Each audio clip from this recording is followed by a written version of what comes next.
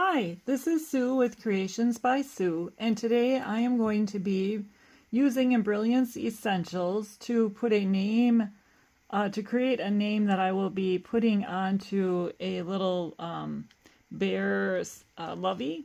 Here's the bear Lovey already hooped, ready to go. Here's his head, and I'm going to put the name right in here.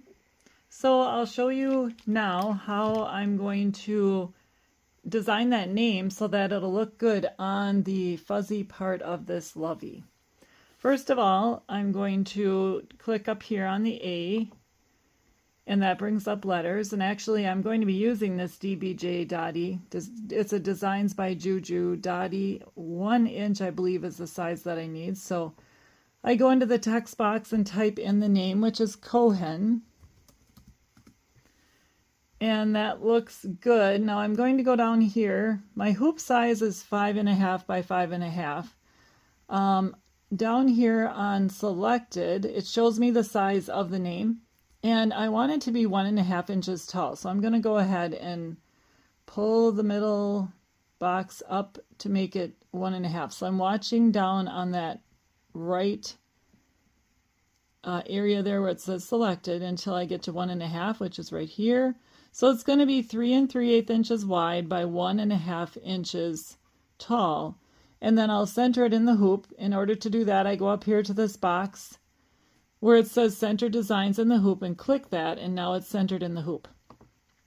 The other thing I want to do, now I could put like a knockdown stitch behind Cohen, but I don't want that on there because my stitching is going to show through to the back of the Lovey, since I'm not going to take this, I'm not going to rip out the seams and take it apart so it doesn't show through.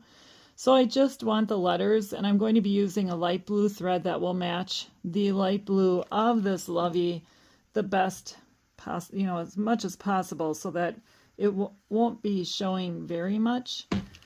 So I want to widen the letters a little bit so that they will show up better on that fuzz or fleece. And so I go to stitch over here on the right, and then I'm going to go to comp, and I'm going to watch my letters as I widen this to 2.